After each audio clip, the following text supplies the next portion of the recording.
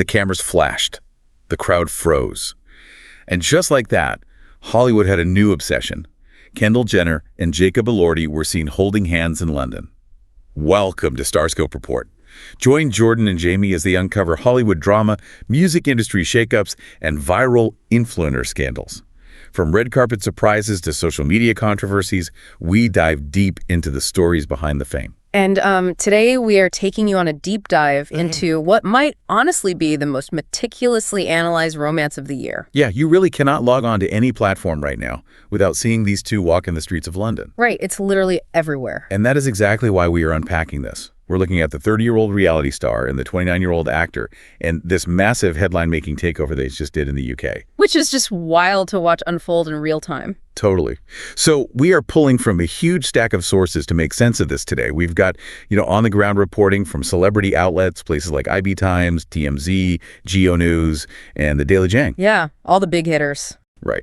But we are also looking at this brilliantly obsessive fashion Substack and plunging into the intense fan debates over on Reddit to figure out, is this true love? Or is it a highly orchestrated PR stunt? Exactly. Or is it a massive career risk? Well, that requires us to look at this with a very critical eye, because you have to remember that in the Kardashian-Jenner universe, right, a simple dinner date is never just a dinner date. No, never. Every single public appearance is this carefully constructed narrative. Right. A glance, a handbag, or a shared car acquires the weight of a formal press release within hours. Okay, let's unpack this because we really have to decode the visuals coming out of London this week. They have been, nothing short of cinematic. Oh, absolutely. Let's start with the main event, the whole reason they crossed the pond. Yeah. Jacob was in town for the premiere of his Oscar-nominated movie. Right, The Dog Stars. Yeah, at the Odeon Lux Leicester Square. And just to set the scene for you, this is a major, major prestige film. Oh yeah, huge. He is sharing the screen with Josh Brolin, Margaret Qualley, Guy Pearce. A really serious cast. Seriously. Yeah. So Jacob walked the official red carpet looking incredibly sharp, in this classic navy blue suit. But, and this completely stole the show, he actually walked the carpet with his canine co-star. Which, that is a masterstroke in traditional Hollywood PR mechanics. Right. Because if you think about it, walking the carpet with a dog immediately softens his image. Oh, definitely. He so often plays these brooding, intense... Sometimes villainous, honestly. Yeah, villainous characters. So putting a golden retriever or a terrier right next to him suddenly makes him approachable. It creates this very warm, classic, leading man aura. And it creates a viral moment that is entirely separate from his personal life. Yeah. But, okay, here's where the strategy gets really fascinating. Kendall completely skipped the red carpet. Yep. She didn't walk it. She didn't pose for photos. But the second he was making his way out of the venue, there she was. Oh. She was spotted right alongside him, just holding his hand as they walked to their vehicle. And the paparazzi absolutely went wild. See, that's calculated restraint right there. What do you mean? Well, by skipping the carpet, she actively avoids making his professional milestone all about their relationship. If they walked together, the headlines the next day wouldn't even mention the Dog Stars or, Josh Brolin. Oh, that's true. It would just be Kendall and Jacob's red carpet debut. Exactly. But by just holding his hand at the exit, they still give the press the viral romantic moment they crave. Wow, so they feed the beast just enough to keep it satisfied. Exactly. And that London takeover, it didn't stop at the movie premiere. We really have to dissect the date outfits because they're clearly telling a story of their own. Oh, the fashion is so intentional. So they were spotted having dinner at Cipriani, and they were joined by Jacob's dad, John Elordi. Right, meeting the parents. Yeah. Now, for this dinner, Kendall wore black tailored trousers, a white crop tee, and this oversized open cobalt blue shirt. Very casual. And she paired it with a red Chanel bag, black kitten heels, and round sunglasses. Which is a very relaxed, almost aggressively casual look for a high-profile dinner in London. It really projects an, oh, I just threw this on energy. Exactly, and Jacob matched that whole indie sleaze energy perfectly. He swapped his premier tailoring for a forest green Celine bomber jacket. Nice. A white t-shirt, dark wash jeans, and cream Celine sneakers. Mm-hmm.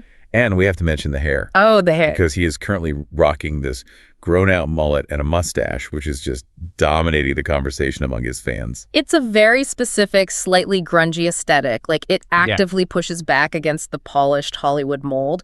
But what's interesting is how quickly they can just abandon that look when the setting changes. Yes, because later on, they were seen leaving China Tang at the Dorchester Hotel. Yeah. And they totally flipped the script. Completely different vibe. Suddenly, Jacob is the picture of old-school sophistication. He's in a pinstripe suit, black tie, and orange-tinted sunglasses. Very glamorous. And Kendall is wearing this pale blue, sleeveless pencil dress that hits just above the knee, paired with a black snakeskin effect clutch and matching stilettos.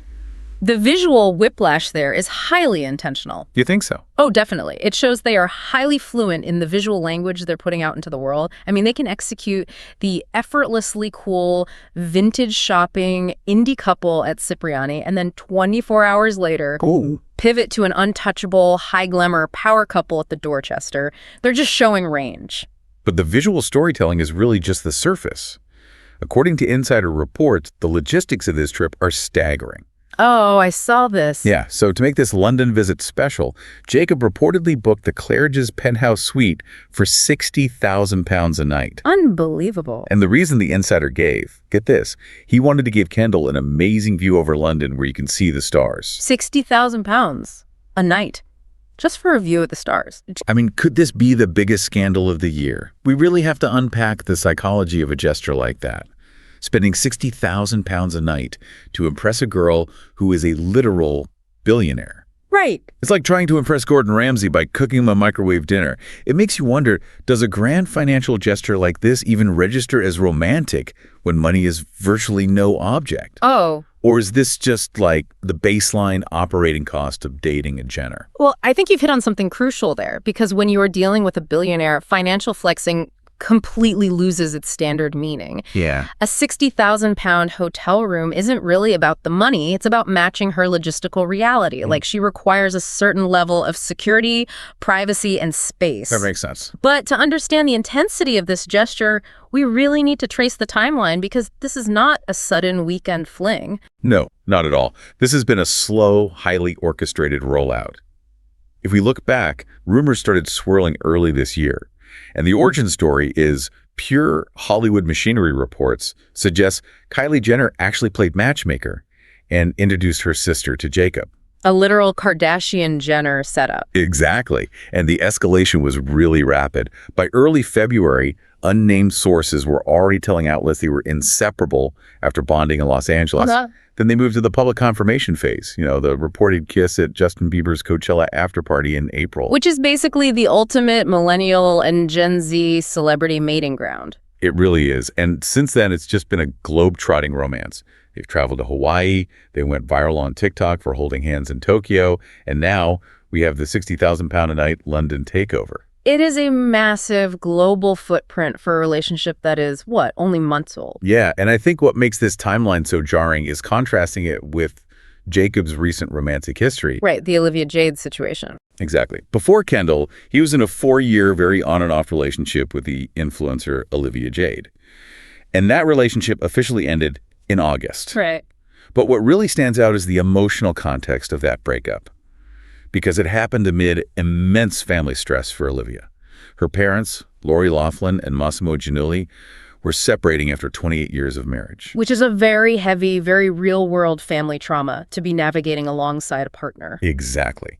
So Jacob comes out of a long, potentially emotionally taxing 4-year relationship surrounded by very public family drama, and almost immediately dives headfirst into the hypervisible, jet-setting 60,000-night world of Kendall Jenner. The emotional whiplash must be intense for him. Honestly. And that's not even the wildest part. Wait till you hear how the internet is tearing apart the motives behind this romance. If you're loving these Hollywood twists, make sure you're subscribed. We've got even crazier stories ahead. Yeah, the public reaction is honestly where this story shifts from a simple celebrity romance into a fascinating case study on the mechanics of modern fame, because the internet is fundamentally divided on what they are witnessing right now. Completely. Over on the celebrity gossip account Dumois, they posted the paparazzi photos of Kendall and Jacob leaving Cipriani with Jacob's dad. That single post generated over 35,000 comments. Wow. the engagement is just off the charts. And you have one side of the internet absolutely swooning, like they're calling them endgame. They're saying they are a perfect match and pointing out how genuinely comfortable they look together. And I mean, you can't deny the aesthetic appeal. As one commenter pretty bluntly put it, God, they look good together. They really do. They are two incredibly attractive, extremely tall people who deeply understand angles and lighting. It is a publicist's dream pairing. But the other half of the internet is not buying it for a second. People are actively dismissing the entire relationship as a manufactured stunt. Right, the PR theory. Yeah. One critic wrote, "Another PR relationship, but y'all ain't ready for that conversation." Another just commented, "So staged," with an eye roll emoji. Wow. And then there was this incredibly dramatic comment where someone ominously wrote, "His downfall is coming." His downfall is coming. That is such a heavy, almost Shakespearean statement to make about a 29-year-old actor just going to dinner with his girlfriend. Seriously. But it actually reveals a lot about the psychological phenomenon that fans are dissecting right now. Which brings us to the massive debate happening over on the RKUWTK subreddit. Oh, yes. The fans are actively debating. Is Jacob Elordi risking his career by dating a Jenner? And to really grasp why fans are panicking, you have to think about how protective you get over a niche artist. Definitely. It's like when your favorite underground indie band signs to a massive corporate pop label. You're happy for their success, but you feel like they aren't yours anymore.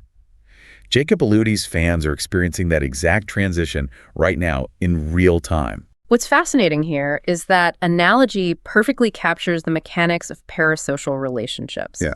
Let's break down why that bond forms.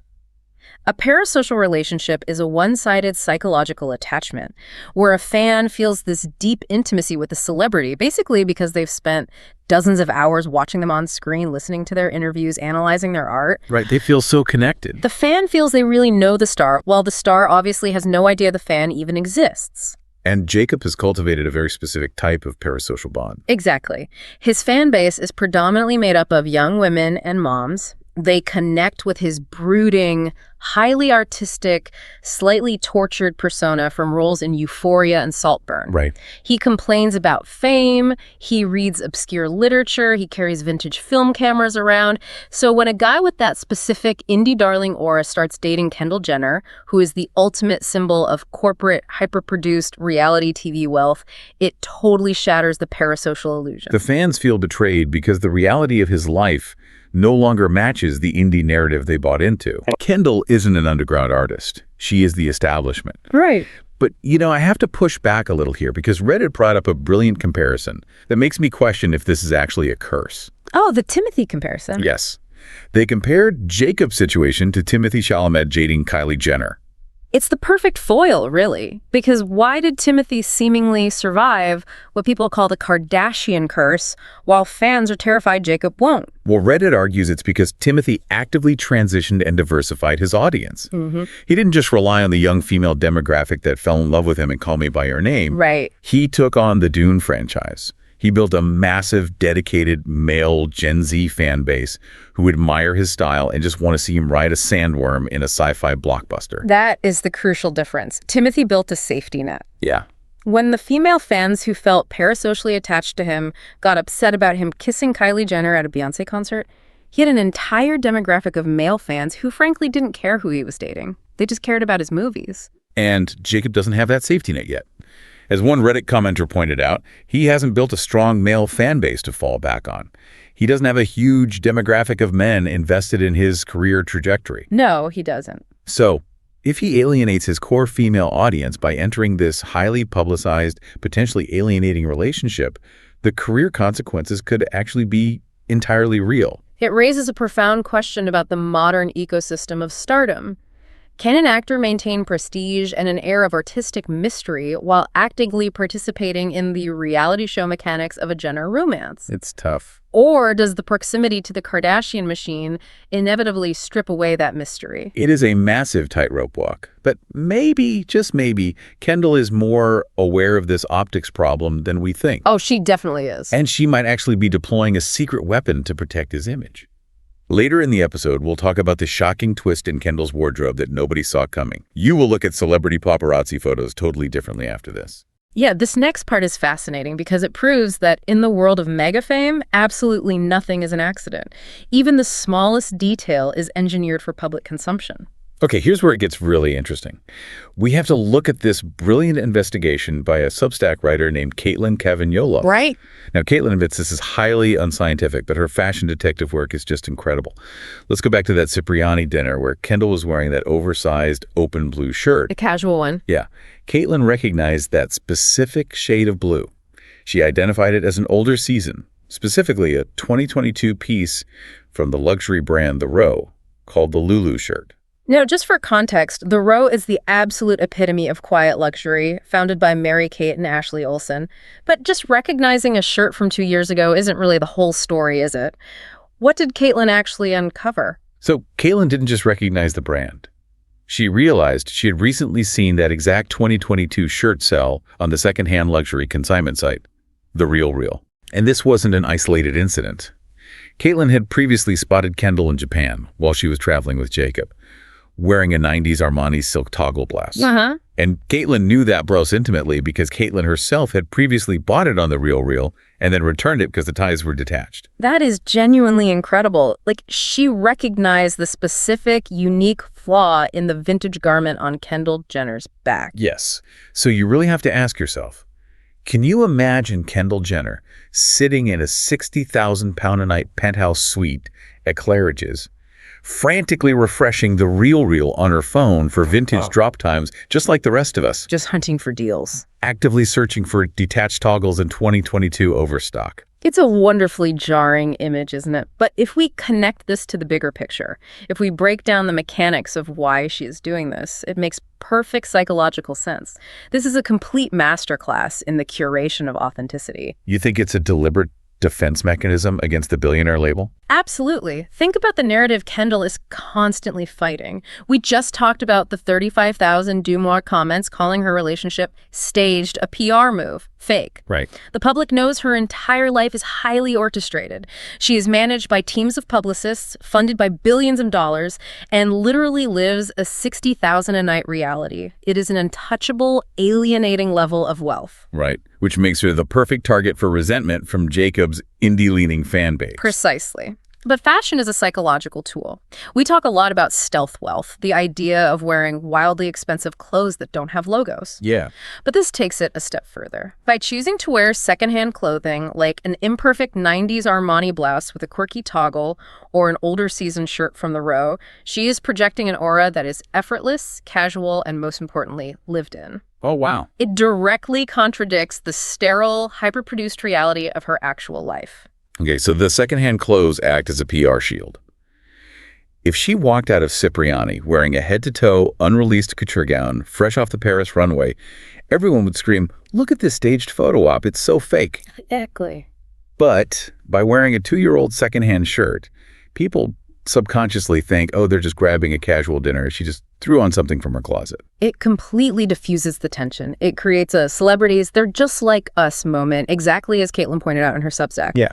It signals to the public, and specifically to Jacob's skeptical fan base, that she isn't just a corporate brand. It says, look, I have personal style, I value sustainability, I appreciate archival fashion. It softens the glare of the paparazzi flash and grounds that 60,000-pound hotel room of a visual language of approachability. Wow.